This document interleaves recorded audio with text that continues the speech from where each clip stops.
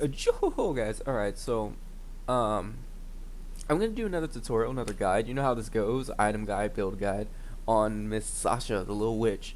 She is freaking adorable. I was actually not gonna do guides for a little while based on some things that had happened, but I wanted to do this for a few reasons. One, it's getting close to Halloween and I won't be here to do a guide or a video. I won't be putting out content on Halloween. I believe I'll be a little bit busy with other things. So I wanted to go ahead and get it out now. They've introduced a few new hypers, and they're pretty legit. They're pretty cool. They're pretty groovy, pretty gravy. But we're gonna focus on Sasha right now for a few reasons. One, I just want to hug her. Look at her. She's freaking cute. And two, it's to celebrate Halloween.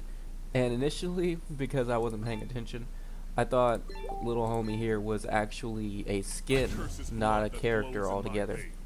But she is. I got some games in on her, and I'm gonna go over what I build, how I work with her, and what her skills do. So bear with me as we do this, okay? I'm going to try and make this one quick and simple for you guys as well. And again, all these builds and all the way I do her skills and set everything up is personal preference. You can build her and play her however you like. This is just a simple guide. Alright, let's get started by, of course, increasing my level.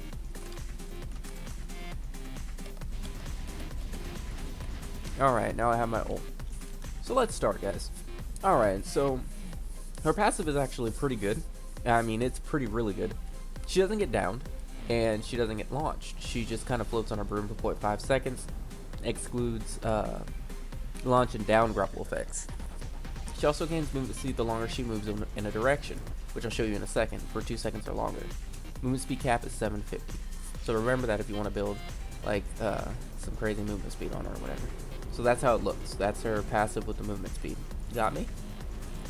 Alright, now her Q shoots 3 magic shots that do 72 plus, you know, your appropriate damage, plus 30% of your max mana. Now that is important to remember. It's that damage plus 30% of your max mana. The W, the Dark Sphere, launches a slow moving sphere magic that does constant 60 damage plus 35% of your max mana, and when it explodes, it also stuns. So she does have a stun in her kit, but it's very slow. The E drops a curse on them, a TikTok curse, and lowers the defense by 1 for 20 seconds. I'm sorry, lowers it by 1 for every 20 of Sasha's max mana, currently 6 right now. And after the duration, it explodes, does 227 plus the appropriate accrual and 80% of your max mana. Then her R uses 35% of the max mana to create black crystal above shards for 10 seconds. The crystal attacks enemies within 1,000 units, and when they use a skill doing 5.2 max health, and the damage increases by 0.1% for every 10 of Sasha's max mana. So essentially, max mana is really good for you. Now here's where that comes in, the magic eyes. The cat in the pumpkin actually helps you. It doesn't just sit there in the pumpkin doing nothing. As you can see under my feet, I have 2 different colored eyes. Right now the blue is active, so that increases my max mana. That increases it. It increases my max mana and increases the regain on it by 20%. So it increases 20% of the regain based on my max mana as well.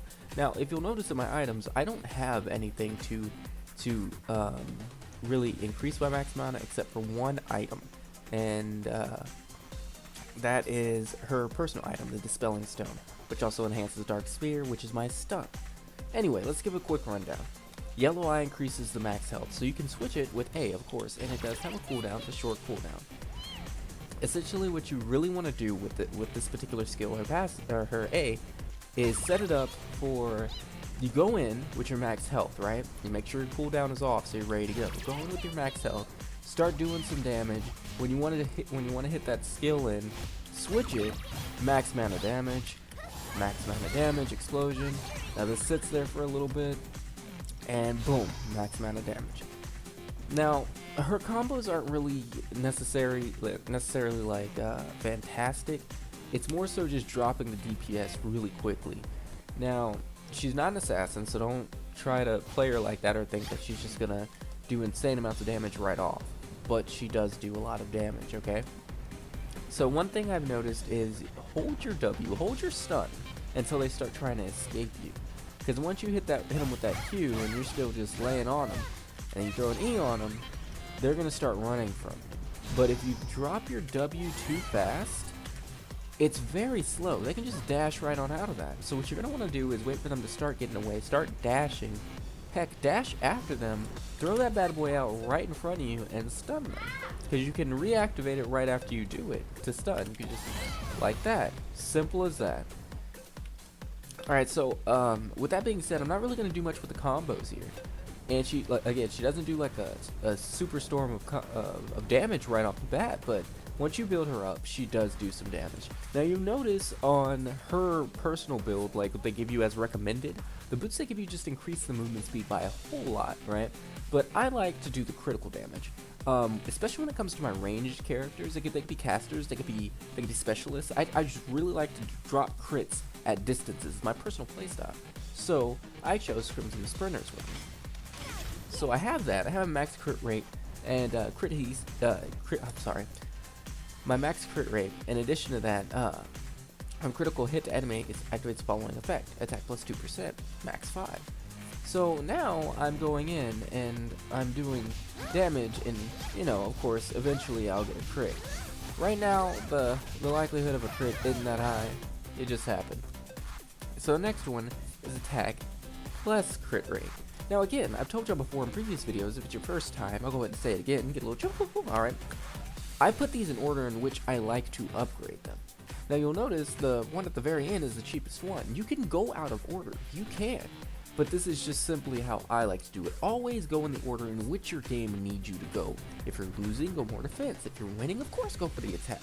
Just do what you need, not what you necessarily believe that just you want to do because it's fun. If you're playing to win, sure, do what you need. If you're playing to have fun, play to have fun and build how you want. Just experiment with things because that's how you learn.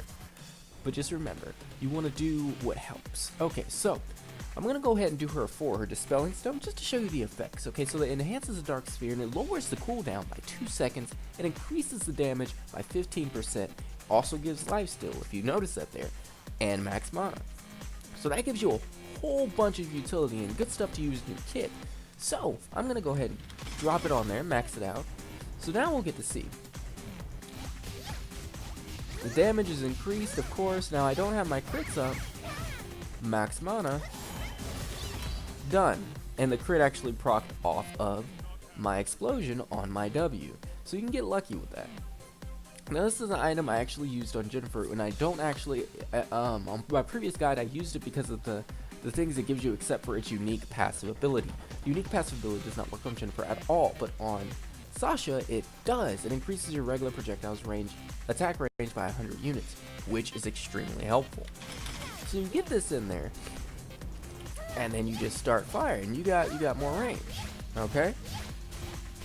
In addition to that, it also gives you crit rate and attack speed, so it helps get the attacks in there faster, and in addition to that, it gives you more of a chance to get your critical attack off. Now, the next one I'm going to show is the attack critical rate plus 10, so of course, again, like I said, I love my crits, okay?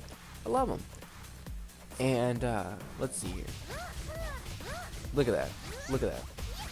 Just the crits are popping out. Now, the next item I'm actually going to go over, I'm going to go into a little bit more detail. Hungering Edge. It's a risky item. It's an extremely risky item, so I wouldn't recommend getting it unless you kind of are comfortable with it and what you're doing and how you're playing. So what happens is, of course, you can see what it does, the stats. Let's go over the stats. Attack plus 5, 10, crit rate, lifesteal. Also gives lifesteal. You know, I love some good lifesteal off crits. It's delicious. It's great. Anyway, so attack, crit rate, lifesteal, but what you're really looking for is the soul essence. You collect souls when you kill hypers up to 8. Increase attack by 4.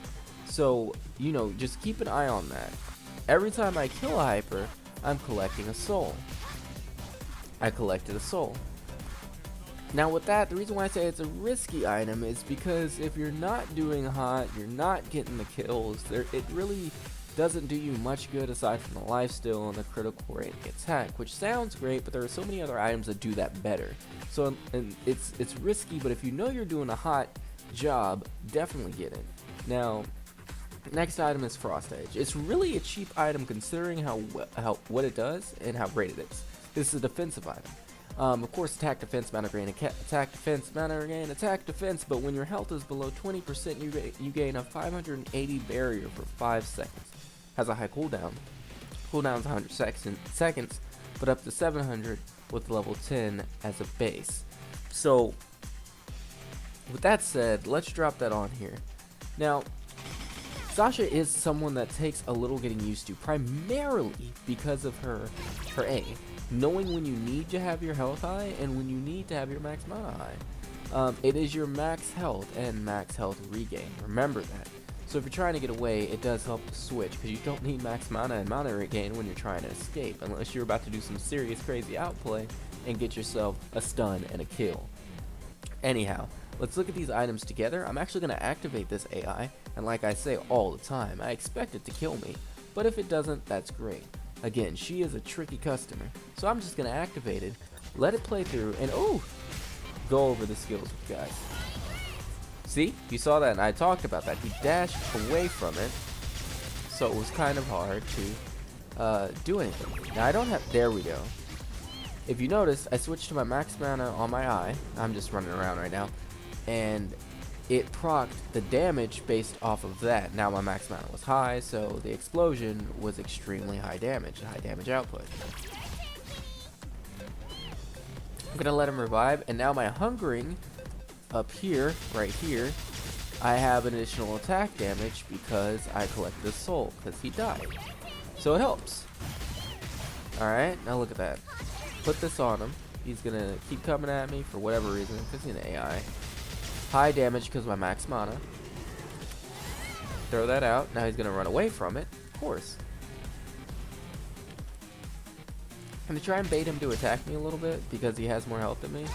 Ultimate. Look at that. And there's the frost edge. Oh, he's gonna get away from that. That ain't going nowhere. Nowhere near him anyway. Hit him with the curse. He can't escape the curse. There it is. So that's a pretty quick guide to Miss Shasha. I hope you guys enjoy playing her. I think she's a really great character to introduce into Hyper Universe, especially during Halloween. This was a fantastic thing that they did, and I'm really enjoying the community as it is now. I really hope you guys start playing this a little bit more, getting more likes out there, and seeing it can be done in the community, getting some more community content. Anyway, guys, this was my little guide to playing Shasha, and I hope you guys have fun playing her. I will catch y'all another time. With that, I am out, my good sirs and madams.